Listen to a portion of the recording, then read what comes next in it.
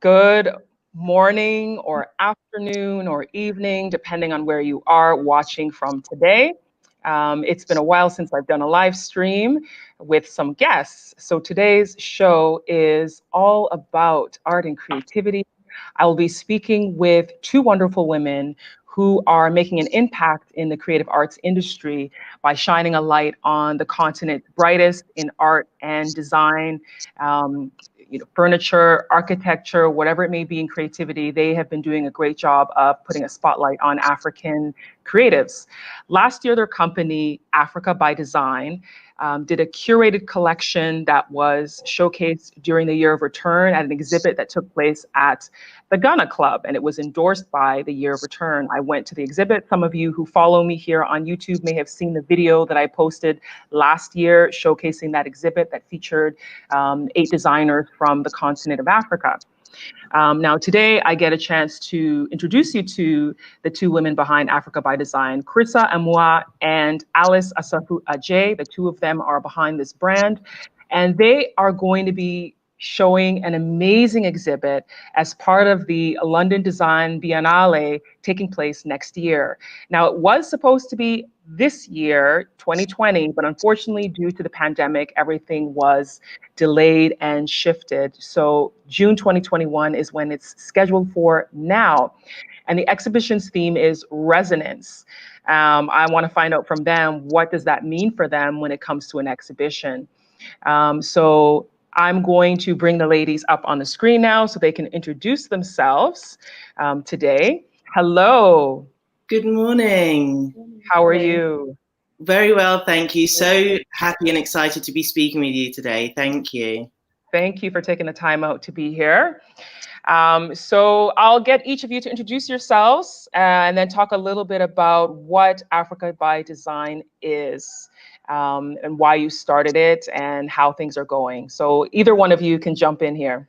Alice, do you want to go first?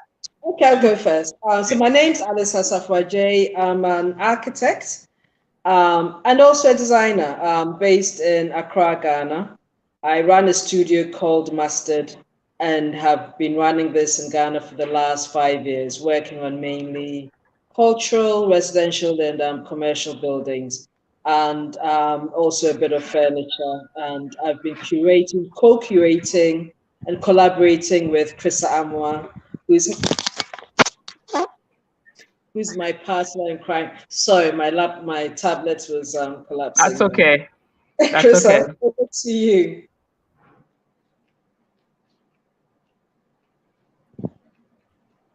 Okay. Did Chrissa freeze? Someone's frozen. Okay, so it's not me. I think Chrissa's frozen. Director. Okay, Chrissa, you were frozen. If you can start again, you were frozen for a moment. Oh, I'm sorry about that. My name is Chrissa Amuah. I am the founding director of Africa by Design and also the creative director and founder of Amuah Designs, an Adinkra-inspired textile and homeware brand. Alice and I have known each other for well over 11 years now, Alice, I think, right? Yeah, we first met working together at Adjaye Associates. And since then, we've gone on to establish our own ventures, and we co-curate and collaborate with Africa by Design as well. And we are now working together on the London Design Biennale, which I know we're going to speak a lot about shortly. Thank you, ladies, for that introduction. I appreciate you being here today. So we'll get right into the heart of today's program. First of all, I want to ask you, what made you decide to start Africa by Design? How did the two of you come together and start that? So I was doing my master's in 2014 at Chelsea College of Art and Design in London, and my whole concept was based on the powerful potential of combining beautiful design with meaningful design using Adinkra as the inspiration. So in doing my research, I was coming across all these incredible African designers from across the continent. And I, in 2015, had the amazing opportunity to showcase my debut collection at Milan Design Week, and it just opened up so many different doors for me with regards to exposure, with regards to commercial opportunities and that sort of thing. And just thinking about it and remembering all the designers that I had come across in my research, I just realized that there wasn't anything that focused on design, so specifically furniture and product design or textile design and environmental design, for designers from sub-Saharan Africa. So that's where the idea of Africa by Design was born, as an opportunity to show the diverse and excellent talent that lives across the continent. And then, you know, in curating the exhibitions, Alice has a wonderful eye, and it only made sense to invite her to co-curate the exhibitions with me. So since its launch, we launched with an inaugural exhibition in Accra at Nabuke Foundation in 2017. And since then, we've showcased the designers' works. We started with 23 designers from 8 different sub-Saharan countries, and we now have 35, I believe. And we know that there are so many more. And we showcased in Cairo, in New York, in London, Dubai, and Ghana twice. So that's just in 3 years what we've done. So we're just getting started and looking forward to seeing how we can grow the platform in the coming years. That's wonderful. That's wonderful. Alice, she spoke about your eye for being able to, you know, curate. Is this something you've had a natural talent for all your life, or is this something that you kind of had to learn through your work?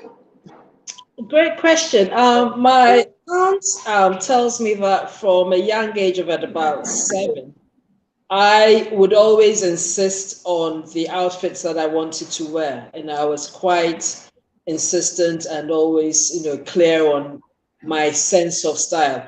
Obviously, I don't have that memory, but certainly from the age of about 14, I knew I wanted to study or become an architect. I remember my dad at that time suggesting or trying to push me towards engineering.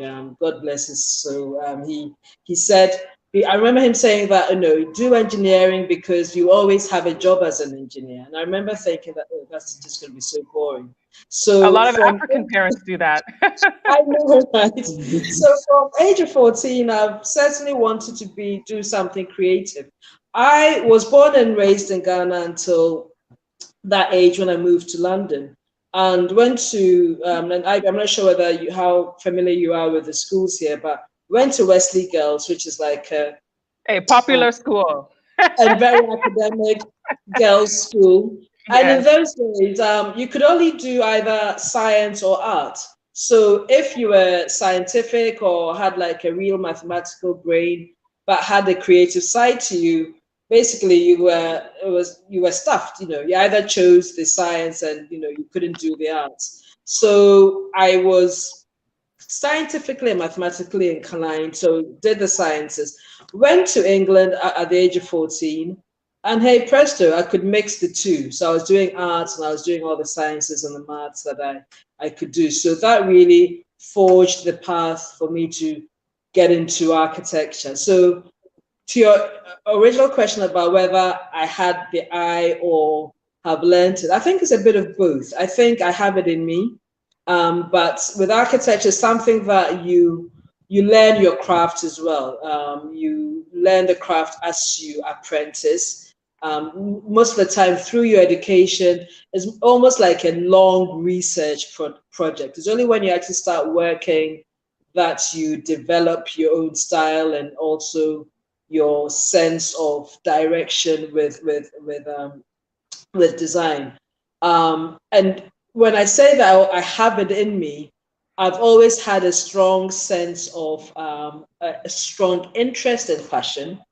And I always joke to friends and family that when I grow up, I'd like to actually become a fashion designer. So technically, I'm still growing up, and it will happen one day. So it's that having that sort of all-encompassing, dare I say, talent and yeah, I guess talent is the word, to be able to see the creativity in lots of things, be it objects, accessories, fashion, design, etc. So I think it's in me, but I've honed that talent over the years, and also have learned a lot with collaborations with people like Chrissa, construction workers on site, all sorts, and I'm sure Chrissa would attest to that, that you're constantly learning, you're absorbing from people, and also you're giving back to people. So it's that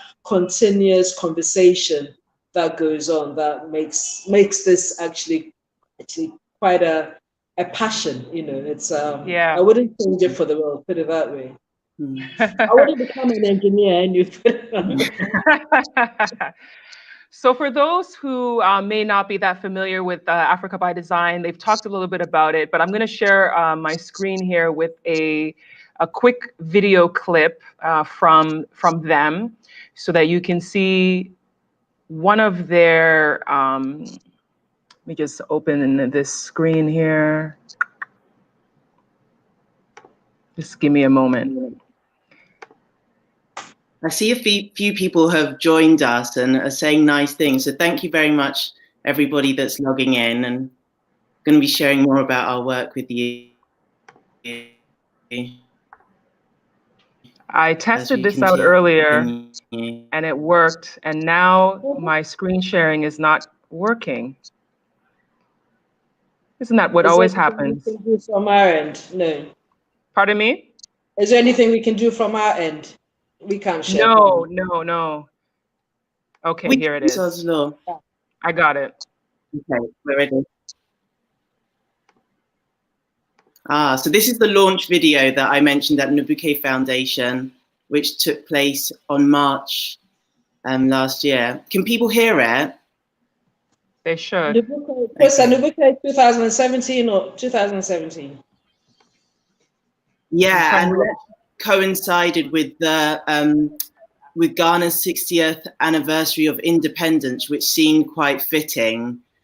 I will say that in the lead up, when Africa by Design was just an idea, a number of people said, oh, why don't you do it in the UK or abroad and so on? And it was so significant, and everything about it underpinned, we had to do it in Ghana or an African country. That was the whole point of, showcasing the continent's talent. And we had such an incredible response, and a number of people who visited throughout the week that it was on said that, they had no idea that this talent existed on the continent. And the thing is, we have the talent, it's just giving access and opportunity, because Africa's design culture is very different to the West. It's not underpinned by trends and, selling fads. There's a stronger narrative that underpins, and regardless of culture or which part of Africa you're from, that I would say that's the one commonality, and a deep curiosity of materials, and we implicitly and explicitly also practice sustainability. And it was just a really nice opportunity for people to also be able to buy and support this local talent. So I would really encourage people, especially when on the continent, there are designers that make wonderful pieces of sculptural design, and it's not all the time that we need to import from abroad. So that's one of the things that Africa by Design tries to promote. We have a YouTube channel, Africa by Design, so if you want to see more about the videos, there are other videos there that profile the different designers and why their work is so special. I'd encourage you to take a look. Okay. And just to buttress Chris's point about the implicit direction that we took, we made a deliberate choice to also show at Nabuke Foundation, which is one of leading galleries in Ghana. And the next show we did in Ghana Club, which is, Chris, do you want to say more about Ghana Club? Yeah, so Ghana Club is, Ivy, I'm just seeing the website address, just to clarify, it's .org. So if people are looking for it, africa.org. .org, okay, I'll make that adjustment. Thank you. So we returned to Ghana last August, and this time we hosted an exhibition at the Ghana Club, which is a members-only club, a post-colonial building. Alice, is that the correct way to?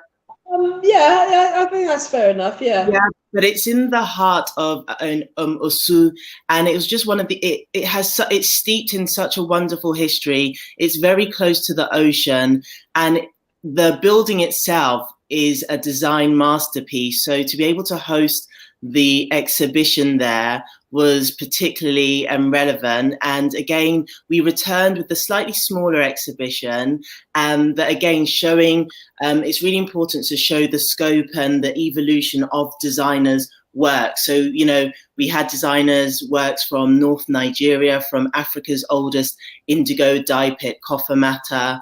We also had Michael Tete, a Ghanaian glassblower.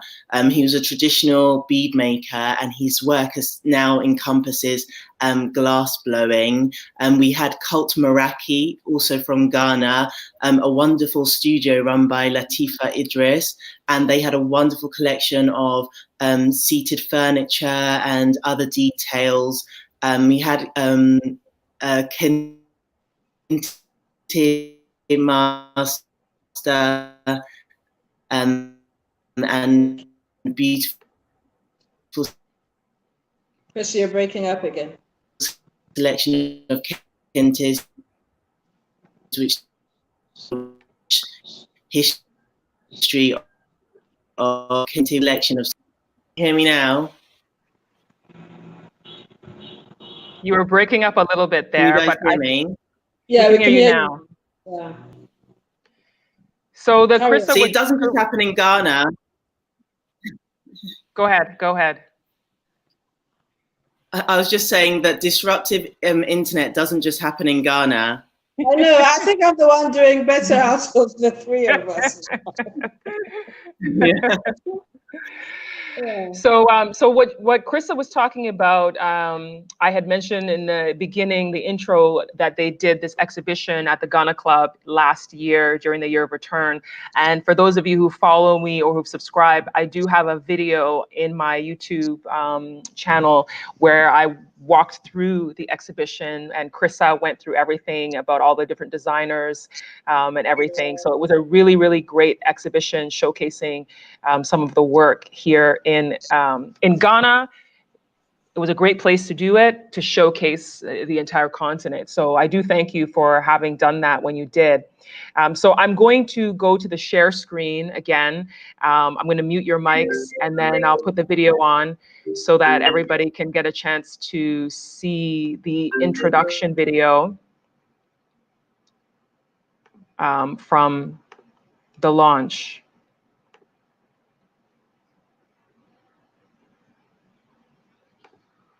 Really significant conversations we had with regards to the business of design across Africa and its potential to be commercialized in a way that is sustainable. Let me start that from the top.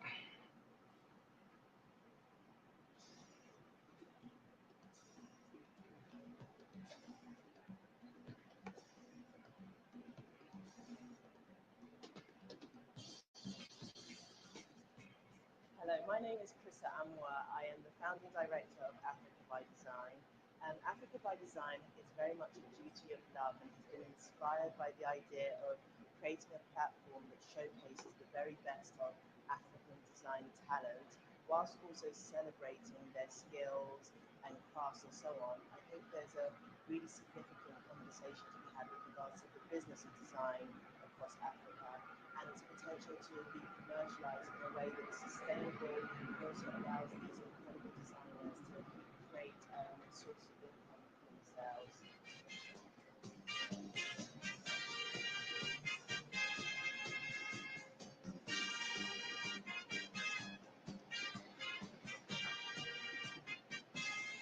Design goes beyond fashion design, painting, and sculpture. It also comes down to the design of everyday objects, and that is a huge market opportunity for people to be able to capitalize and build careers and lifestyle. So beyond just making beautiful things, which is I'm a huge advocate for that, it's also an opportunity to build lives, build economies. And I think that's something that we should begin to look at it as an opportunity to boost economic growth and something that we can capitalize on.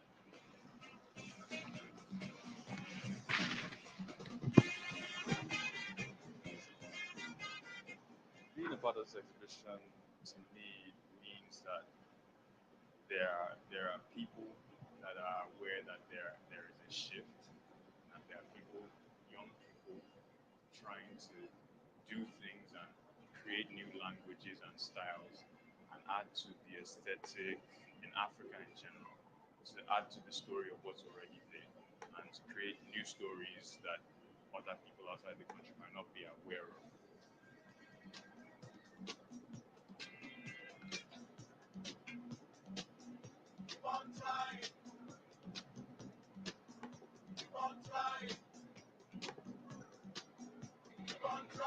I think government has to put policies in place that would pay attention to local designers, and when it comes to not just infrastructural development, but development as a whole. There's the tendency for our policymakers to look towards the West because they feel that design or talent coming from overseas is more sophisticated than the local landscape. And I think it's so wrong that we haven't even begun to. So everyone got a chance to see a little clip of that. I wanted everyone to see what the Africa by Design is all about. And I'm trying to unmute you, Chrissa. I think maybe you've muted yourself. Yes. Okay. All right. Yeah. And so that interesting to see. gives a nice overview of what you're doing. Yeah. So I want to talk about the London Design Biennale and how you got to be a part of that.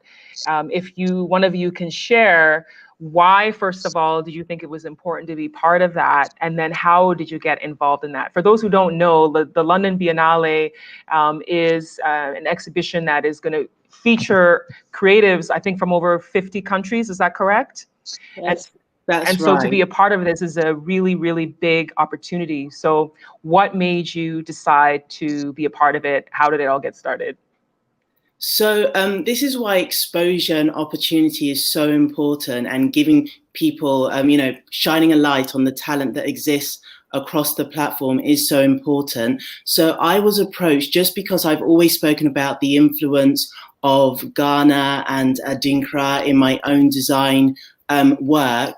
The organizers approached me with regards to the scope to represent Ghana for the Biennale, and it was just such an exciting thing.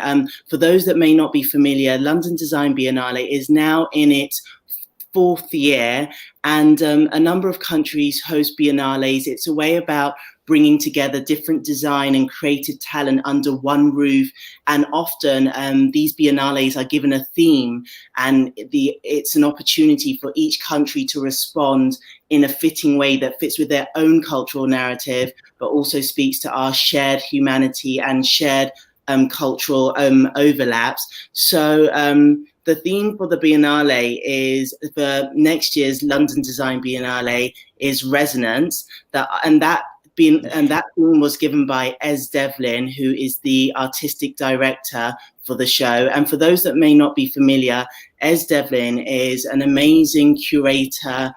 She's worked with the likes of Jay-Z, Kanye West, Beyonce, and even Ghana's very own Stormzy. So we're in very good company. We're one of only 2 African countries being featured in the exhibition, but we're the only sub-Saharan country. So the other country is Egypt. And so that's why it's really important for us. We're doing, Alice, maybe you want to talk about, the title of the Ghana Pavilion that we have chosen is Amplify. And Alice, do you want to talk about how we came to choose that name and how it relates to the theme of the Biennale as well? Yes, of course. Okay, so as Chrissa said, the theme that is set up was resonance. And our reaction to this was resonance really can be seen in so many ways, whether it's musical tones or politically, culturally, etc.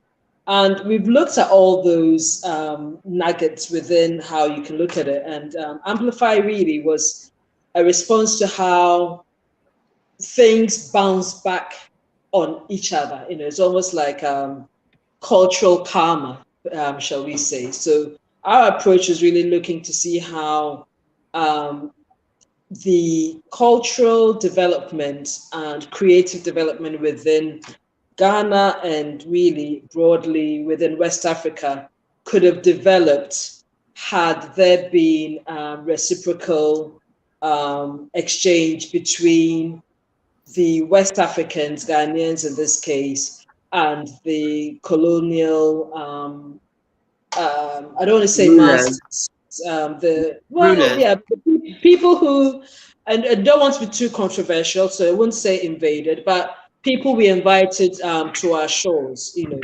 And Invited? Did we invite them? Well, we didn't invite them. Very generous and kind here. We didn't turn them away, so we welcomed them. Okay.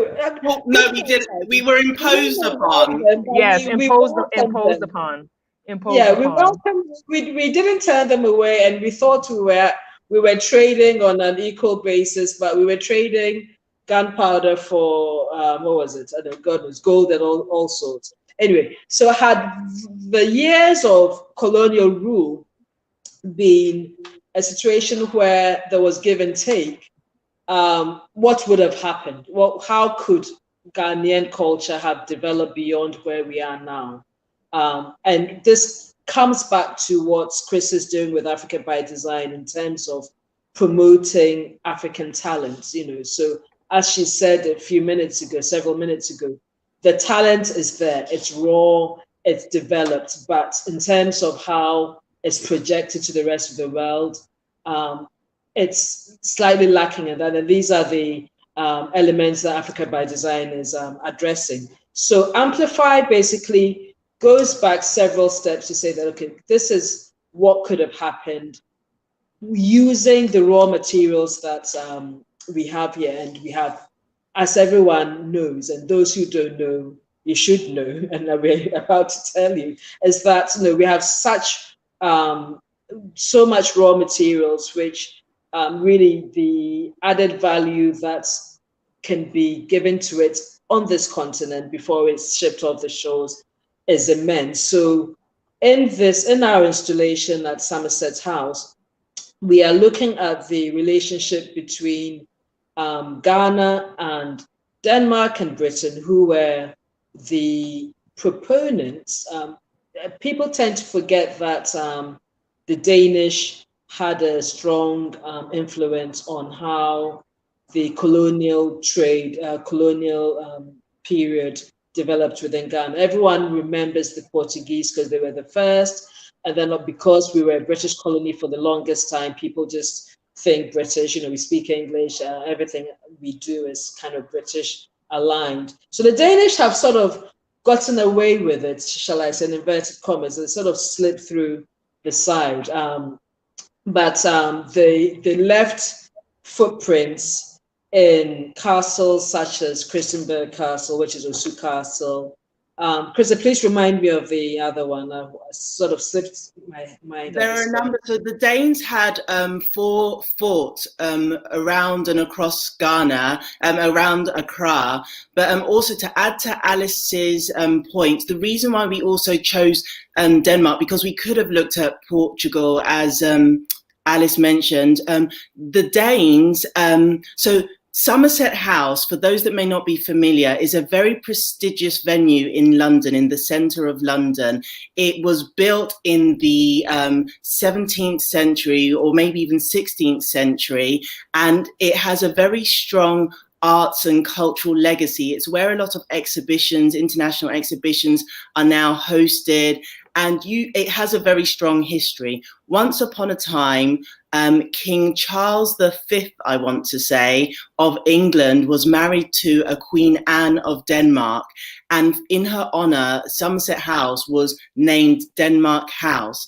Now, she was known for being a great patron of the arts, and she would invite local architects or architects from across Europe and artisans to Somerset House to contribute to its development, to its growth.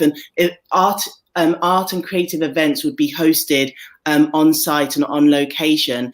And for Alice and I, in speaking about Amplify and what mutually equitable culture and creative exchange looks like, Somerset House is an example of what of the legacy that has been built over centuries by investment into the arts by Europe and Europeans, and often with the resources and the money that and the wealth that they obtained through their colonial rule. So it's really important. We have made this a site-specific concept, but we are in our response to the exhibition theme Resonance, we are saying this is how Somerset House could have benefited from Ghana's own creative and cultural and historical influence had they approached, and we say Ghana, but actually Gold Coast, it was known as Gold Coast at the time, had they approached Gold Coast with a sense of equality and wanting to learn from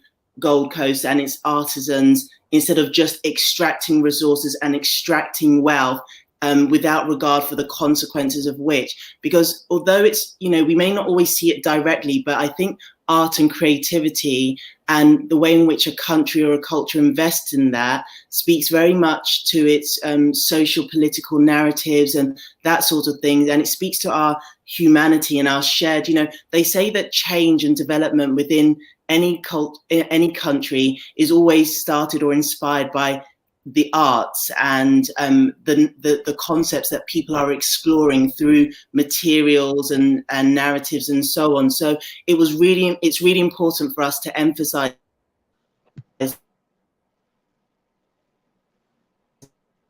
that.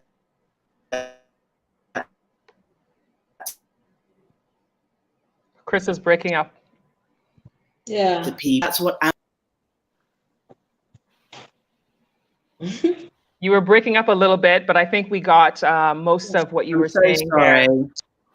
It's okay. It's not your fault. It's not your fault.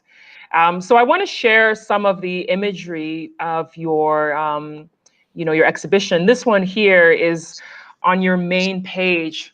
For those who want to visit the website for Amplify Ghana, there it is on the screen, amplifyghana2021.com. This image is on your main page, but it features, there's shadows of people on that image. So if you want to talk a little bit about, what this represents, this particular image here. Alice, do you want to go ahead?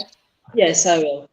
So as I said earlier, it's a site-specific installation. So in the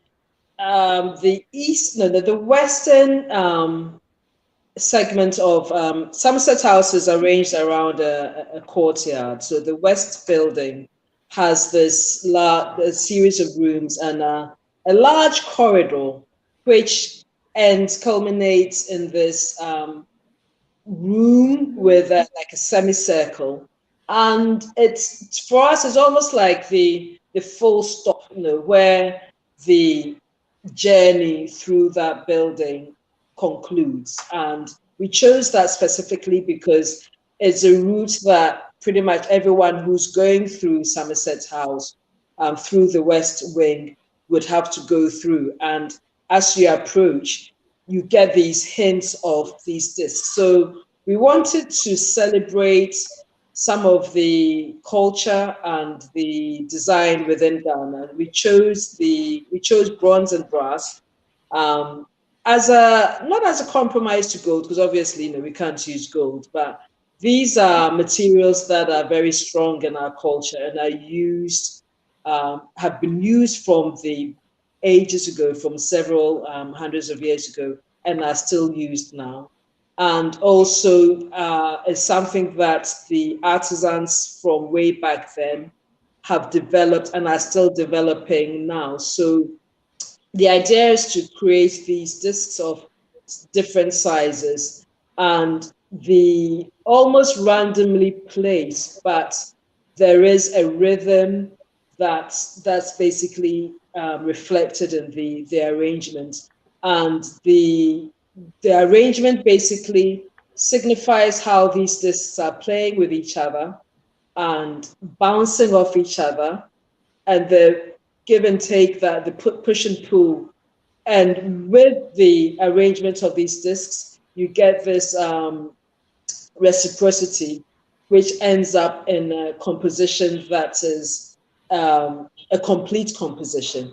And the lighting of this would also be there to enhance how enhance the user experience.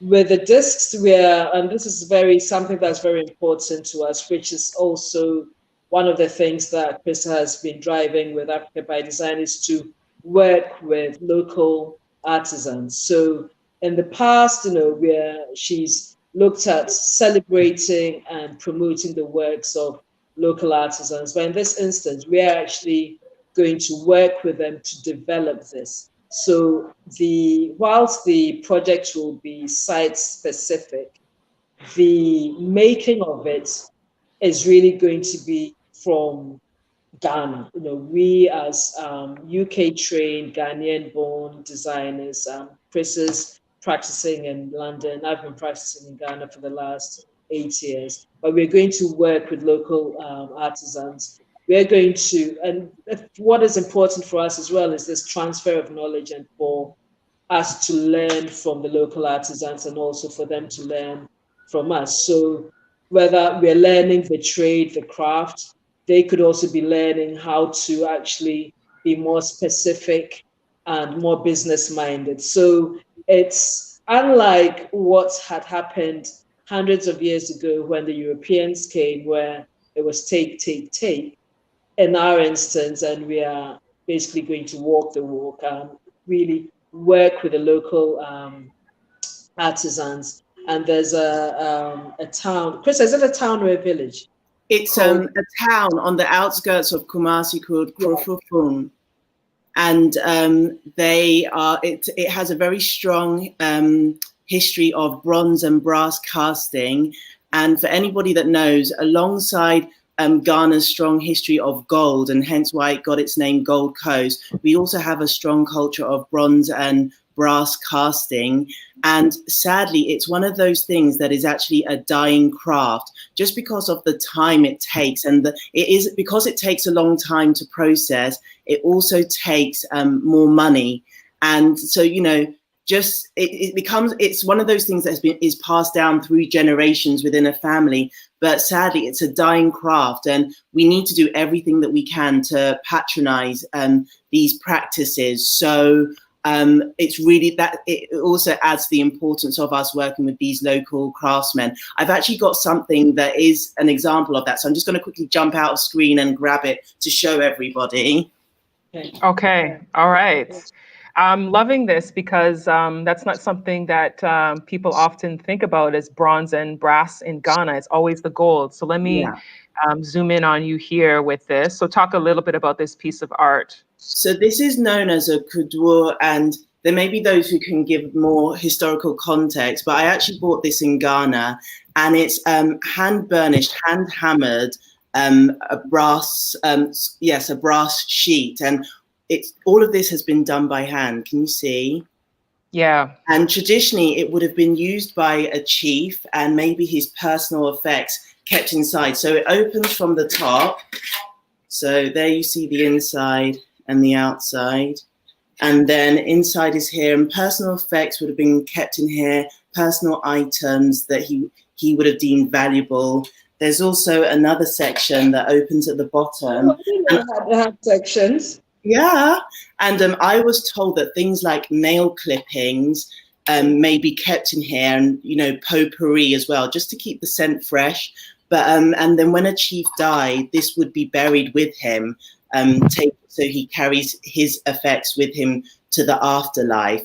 But as many people may or may not know, there is a lot of symbolism in our patterns. These aren't just random patterns. Sadly, I can't tell you the specific meanings, but I can see that here is depicted a person, and then there's a moon somewhere. This looks like an Asafu-Adjaye, a traditional wooden stool. Just to interrupt, so everyone listening, this hasn't been scripted at all, because it's a bit of a look at how do you call it? Yeah, okay, so let me bring mine that I took from my mom's living room, and it's so dated. Just one minute. Okay. We're having a brass off. Bring your best brass. I don't know how, I can't contribute, but I will enjoy. I'll enjoy the show. Okay, so this I don't know how old this. I think it's even older than me. So Chris, that one would be older than what I've got. Yeah, and I didn't know they had different sections. So this one is depicting a king, I guess, with his what do you call that thing, the big umbrella that they put on? Is it palanquin? No, I can't even remember. But it's so eventually our installation really over years would end up like this. So I guess the modern version is where they have the bits removable at the bottom. And to be honest, Chris, I've never really inspected this, but it's not as detailed in terms of the engraving. There's a man on the side seemingly climbing some ladder to get into it. But yeah, that's just shows how this craft is so old, and it's important for us to retain it and also promote and make sure that the skills don't die with people basically moving to the cities, etc. God, this is so dusty. Anyway. Parasol. NM has reminded us that it's a parasol. Parasol, that's it, yes. But also when the Europeans came to the Gold Coast and they saw this in abundance, these items were stolen and looted and now sit in the archives of British museums and and arts institutions. And even in doing this research, we have actually reached out to a number of arts institutions to see what they have in their archives, and due to Corona and so on, haven't been able to access them. But we have been told these are just sitting on shelves collecting dust, and they were taken without permission. So, you know, it really is on Ghana to assert their value and their identity and where they come from and the stories that they tell. Because although, you know, I can't specifically give reference to the stories that my kuduo is telling, I do know that it is telling a story, as is what Alice's one is, and so on. So. I'm going to share a couple of images here that make me think about, you know, how the two of you brought your pieces out to show us images that you had shared, like this one here. And then there was this one here. This looks like it's someone who's actually hammering a piece of gold, or is it brass or bronze or? Yeah, so, you know, those speak to the value of handmade and handcraft, and the render image that you showed of our work is all going to be made by hand. The majority of it is going to be made by hand. Okay, so the majority of the work in your upcoming exhibition will have things made by hand? Yes, so all of those discs are going to be made by hand. Oh, wow, that's amazing. That's amazing. That's really amazing. So let me go through a few of the other concept images that you had shared. So these are examples of what you plan for the exhibition that's coming, or these are inspirations? These are, so we wanted to share with people out, because, you know, when you say you're a designer, it's always really nice to tell people and show them examples of your work. So Alice, being an architect, this is a residential project she's currently working on. Alice, do you want to talk about this? Yeah, this is a house I've been working on for the last 2 years here in Accra, Ghana. It's in Airport Hills, and this is one of the and the one thing that's important to me as an architect and as a creative person is really the collection and exhibition of art and sculpture. I mean, as you can see in the background, this is like stuff that I collect anyway, and I tend to, luckily, and whether it's happen chance, but my clients tend to also be great collectors. So that image was of one of the many galleries that will be within the building. Okay, and what about this one here? Is this also another work of architecture? So this is a project I did with a Ghanaian Lebanese architect, key architectural group, and it's the boardroom for an oil and energy company. It's in Accra, in the center of Accra, and I mentioned that I'm a textile designer, a Dinkra-inspired textile designer. So I love, in my practice, anyone that is familiar with my work will see that I love a play on colors and materials. So the wall that you see on the right-hand side is actually fabric that has been upholstered to the wall. The design is inspired by Ketepa, the Adinkra symbol Ketepa. And the print, it's on a grey linen fabric, and the print is hand printed. I'm a very manual designer, and so most of my designs, 99% of my designs are hand printed, and it's hand printed onto linen fabric with a gold print, a metallic gold print design. Okay, great. And then there's a couple of more. Let me go through here. That these also look like they're design inspirations, or these are so they have inspired the Amplify, where we talk about a manipulation of textures and light and cultural symbolism. You know, the indigenous materials that are used across Ghana is what has inspired the Amplify concept. Okay, and also earlier you talked about connecting, you know, with the whole story of Ghana and with the colonial past of the British as well as the Danes from Denmark. What made you think of doing that? I think you used the word cultural karma. Am I correct? I believe that's what you said.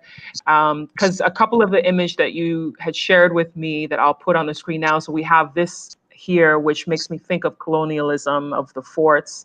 And then I have this image here, which you shared, which, you know, you see royalty in Ghana, and then you see royalty from, you know, Europe. Ivy, the image on the left is of Nana Prempeh I, Alice's actual great-grandfather. So anybody familiar with Ashanti history will know that he resisted British imposition, and as a consequence of that was sent to the Seychelles for 24 years. And this is, you know, these are the stories that have inspired and influenced the Amplify concept. And it wasn't an equal exchange of culture and ideas. It was imposed upon, and any resistance that we did, because I think sometimes the misconception is that Africa just sat down and let Europe come and do what it wanted. We did. I agree, yeah. Africa did, and Gold Coast did try to fight it, and there are so many other examples of chiefs that led resistance, but a consequence, it was not a fair battle where maybe our ancestors were fighting with swords and the rest, or trying, you know, verbal diplomacy. They were met with gunpowder or being forced into exile. So this Amplify is really also paying homage to, you know, those that did try and fight so hard to maintain and honor our history and culture. That's amazing. Really quickly, for those of you who are just joining the live stream, because I know there's people who've been joining and you may have missed the beginning, I am currently speaking with these two fabulous women, Chrissa, Amuah, and Asafu-Adjaye, who are the women behind Africa by Design. They have been amplifying, to say, so to speak, the work of African artists across the continent and in the diaspora. They had an exhibit that they launched in Ghana called, it was Africa by Design, where they curated the work of different artists from different African countries. And now they are going to be part of the London Design Biennale next year. It was supposed to be this year in 2020, but unfortunately, due to the pandemic, it was delayed until next year. For those of you who are just joining, that is who I'm speaking to. And we are talking about their inspirations behind the exhibition that will be showcased, which is called Amplify Ghana at the London Design Biennale.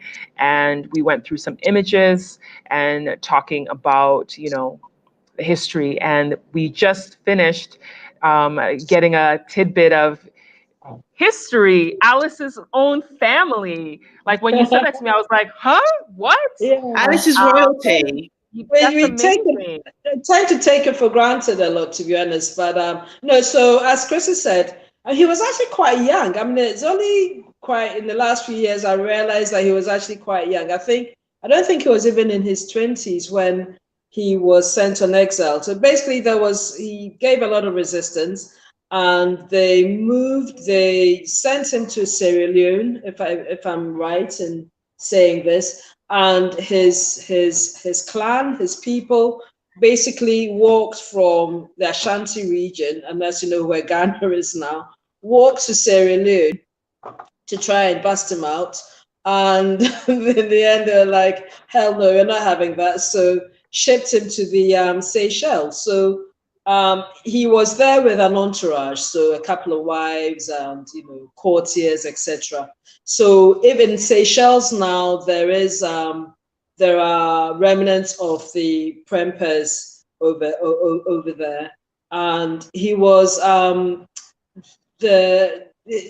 basically, shall I say, anglicized. So basically, when he came back, he went to Seychelles in his traditional robes and came back wearing a suit and carrying the Bible. I mean, all his children were given English names. My grandmother Alice was born in the Seychelles, one of the many who were born in the Seychelles. So we have my mother's siblings. I think I'm the oldest of, I think, 5 Alices who were named after our grandma. But as Chrissa said, it's important for us to not forget this history and just to show that there is still some form of resistance. And Chrissa, you said something about verbal diplomacy, but I think what we're doing and what a lot of people are doing is little ways of showing that we are, as Ghanaians, as creatives, whether it's creatives or entrepreneurs, etc., we're still a force to be reckoned with. One of the messages that has come across the screen from Fred referenced the fact that the Europeans may have imposed themselves onto us way back when, but now we seem to be inviting them. And I think that struck a chord with me during this conversation. It's something that I think a lot of us are very conscious about, that we should be careful that we don't fall or remain in a space where there is still take, and there isn't that reciprocity. So the importance of this Amplify project is really emphasizing the fact that there needs to be reciprocity. And, as I said earlier, Chris and I are both UK trained, but with a lot of experience within Ghana and other. Chris is recently working on a project collaborating on a project with a Nigerian designer. So we have a wealth of knowledge across this continent and the European continent. And it's important for us to draw on this history and really project to the rest of the world what, as a continent, we represent and what we offer and contribute to the rest of the world. So quickly, I want to get this clarity before we move forward. He was Prempeh the first? Yes. Because I want to put this on the screen so that people who may not be familiar. I mean, I'm constantly learning when it comes to history of Ghana as well. So there are so many things that I'm also learning on a regular basis, and I know that my audience often learns things through what I share here on my channel. So just gonna upload an image right now. I just quickly typed something, and I want to make sure that I got it right before I uploaded it. Yeah. And shared it. My internet's going a little, okay, let me put it on the screen now. So for those who are interested, so he was Nana Prempeh the first, king of Ashanti, or Asantehene, as he was known in the Gold Coast. He was exiled by the British to Seychelles in 1896. Okay. So for anybody who wants to look it up, you can look it up, do some research to learn a little bit about the history here in Ghana. I'm constantly learning all the time. So let's hear, we have a comment here. Someone said, Seychelles became the Guantanamo of the day. With a number of kings and queens across Africa, many kingdoms became leaderless, bringing disorientation amongst their people. Another comment, wow, what an incredible family history. I agree, what an incredible family history. I'm learning every day that there's a lot of people I meet here who have stories in their families and they don't see the value of it. I find some of the people I've come across, I recently met someone who told me that his family is part of the, the Brazil house in Osu. Yeah. He said his family is part of like some of the Portuguese lineage and some Brazil lineage. I was like, wow, that's so fascinating. And for him, he thought it was no big deal. But, we all have stories to share. So it's great whenever I hear some of the things that people share on my channel here. And just to add, oh, sorry. No, go ahead. I was just going to quickly add, I know we're coming up to the hour, but so it's really important for us to say that Amplify speaks to our shared humanity and the fact that, there should be room for everybody at the table. This year has been an equalizer has leveraged, society in many different ways. And this is up for us to sort of reassess the totem pole as it has traditionally been stated, and to not only remind ourselves as Africans and Black people of our cultural value, but also to remind the world. And that's why it's really important for us. And we're so happy to be speaking with you about this today, Ivy, and with those watching, because we want to carry you on this journey with us. As Ivy just said, we all have these stories in our history and in our families. And we want Amplify to be a space where everybody that sees the value in that and brings their stories to this concept as well. Most definitely.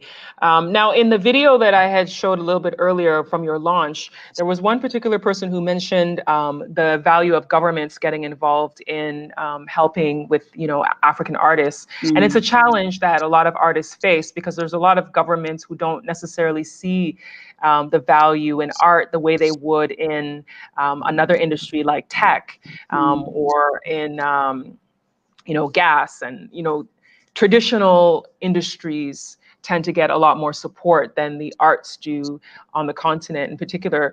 So with this particular exhibition, I know that you are representing Ghana, but you don't have financial support from the government or from the country. So you are engaging in a campaign to raise funds to help support doing this project, because doing creative arts projects costs money. It's not free.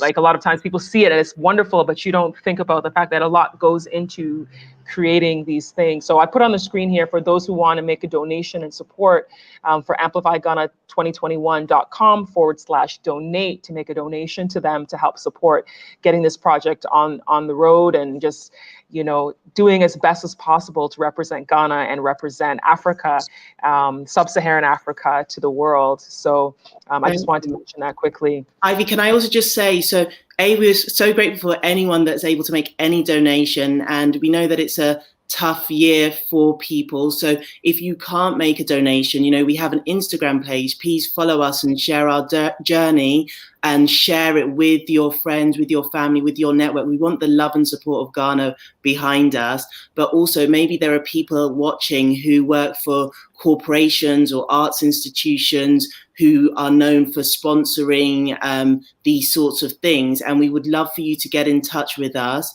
Our email address is London Biennale 2021@gmail.com, and please get in touch with us and let us know. We have a sponsors deck that we can share with you, or just talk to you about ways in which maybe if you're working for a corporation, how you can get involved and support us as well. So whether it's individual donations or corporate sponsorship, we'd really be so grateful for your support, because without it, sadly, we won't be able to realize this project. Every little counts. I was going to ask you if you can repeat the email address again, because I would like to put it on the screen. Sure. Let me just make sure that I'm saying it correctly as you say that, because I wouldn't want to direct. So London Biennale 2021@gmail.com.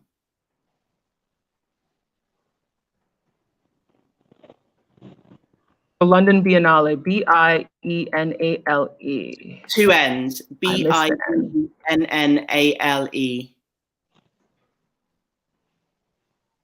So that's the email there. Yeah. Thank you. And then I will put because I've been putting your Africa by Design on the screen for Instagram, but I'll put your Amplify Ghana 2021 for Instagram on the screen as well. 2021. Oh, hey, I'm so used to writing 2020. I know, don't worry. This year's nearly over. We can all put it behind us. I know. Here we go. Here we go. Thank you My so apologies. much. So Amplify Ghana 2021 for Instagram. Send them an email here at London Biennale 2021 at gmail.com. Donations can be made to them on their website at amplifyghana2021.com/donate. Or you can visit the website for more information about the project. They've got quite a bit of information about them and about what they're doing. Amplifyghana2021.com is what's there as well. So I'm glad to see that there's people who are really interested in this information. I know that there's some people who wanted to be on, but it was a little too early for them. Some of my people in the US and Canada, because they're 5, 6, and 7 hours behind right now. So they'll watch the replay. Can you repost, drop link in chat? Yes, I've dropped the link. Oh, I can put the link in the chat. Okay, I'll do that. Eco Sunday, I'll add the link for donation into the chat. Thank you. Just come in from Busia, Gabriel. Oh, Gabriel, thanks for tuning in. So today's, well, thank you. Today's chat has been really good. I mean, I know I said we were going to talk for an hour, but if there's more that you ladies want to share, I certainly don't mind going a little bit longer, because, you know, that happens with live streams. We often go a little bit longer, especially when there is engaging conversation. I wanted to say something really quickly, though. I commend you ladies for being featured. You were in the New York Times. Yes. Which is huge, you know, for getting international information about you out there. A lot of people highly respect the New York Times, especially when it comes to their arts, their art section in their newspaper. So how did that open up people to learning more about who you are once you guys were featured in that piece? Definitely. And just to let people know, so when the Biennale is finished, so it will be on for the month of June next year, but then we plan for it to travel. So we want it to almost do the reverse route of the colonial trade route. So we plan for it to visit, to take it to Denmark. We are also talking to the National Museum of African and American History and Culture for it to be featured there at some point. And then we also wish for it to have a home in Ghana. Alongside this, we're talking to a number of international book publishers with regards to creating a beautiful coffee table book that captures the essence of the narrative and the visual progress of the journey. So this isn't just a sort of, we're just doing it for June. We have long-term intentions with this project. So we really want you're here with us from the beginning. Join us for the ride. Awesome, awesome, awesome. It's been really great talking to you both today. Thank you, Irene. There is one thing that some people may ask about when they watch the replay that we didn't address because we got caught up in Nana Prempeh, this image that I had shared, that one side showed a European royalty, and what the reason was that you had included that as part of your inspiration for this. So for those that have been listening, you will have heard me mention Queen Anne of Denmark, for which, so the London Design Biennale is taking place at Somerset House, a prestigious arts venue in London. It was once upon a time called Denmark House because it was named after Queen Anne of Denmark. It was named in her honor. She married into British royalty, and she was given room to make it a home for the arts and culture. But it's a perfect example of how Europe has benefited from the equity and the legacy of colonial profit. So we wanted to show, putting those pictures together, I think shows a real contrast. Where Nana Prempeh resisted colonial imposition, he was punished for it.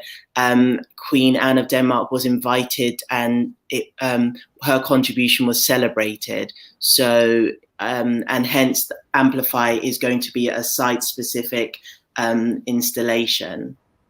Okay. So Evelyn Chooms asked, what is the link to the New York Times feature? I have put the link in the comments. So anybody who wants to read the story, I put the link in the comments so you can check it out. Opening the Doors of Design, New York Times. So if you look for that story, you'll find. I put the link. Oh, brilliant. Thank you. Yeah. Yeah. And there are a couple more magazine features in the pipeline as well in the new year. Yeah. Okay, I'm excited.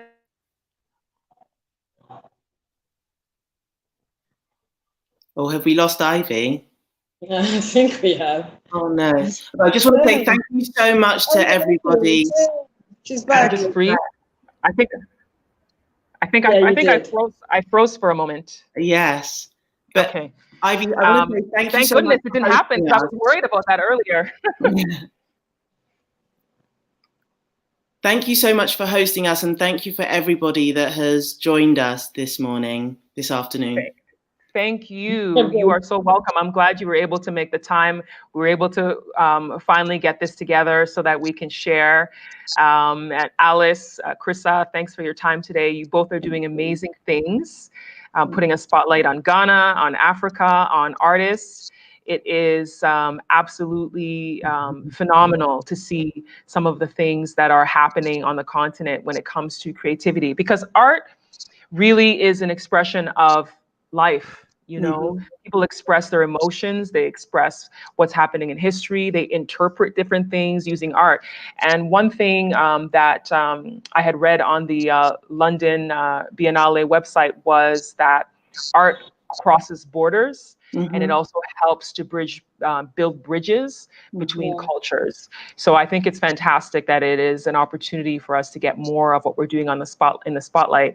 I also think it's a great way to open the discussions about getting our artwork back. As you were mentioning, things are getting dusty on the shelves, so we need that stuff back where it belongs, so that we can amplify it and showcase it and share it the way it's meant to be. So thank you so much. Getting quite emotional. So many messages of support. Thank you, everybody. Great. No, thank you. Yeah. Thank you. So before we go, I am going to share once again that if you want to make a donation, go to the website, which is amplifyghana2021.com. If you want to follow them on Instagram, you can follow Amplify Ghana 2021. You can send them an email by emailing londonbiennale2021@gmail.com. If you want to look at their other work, Africa by Design, that's their website, africabydesign.org. And you can follow them on Instagram. On Instagram, it is Africa by Design. We have an Amplify Instagram as well. So that's Amplify Ghana, Amplify Ghana 2021 as well. Yes, I mentioned that one. We'll send you the whole catalog. Yeah, I mentioned that one as well. Yeah, okay, cool. 2021. Yeah. Thank you. So thank you so much, ladies. I really appreciate it. Thank you, everybody who tuned in today. For those who may have missed this live, you're watching the rebroadcast, the replay. You can always send messages, send them an email if you have any questions that you didn't get a chance to ask during the live broadcast. So thank you so much, and I'll see you next time. Thank you. Thanks, Ivy.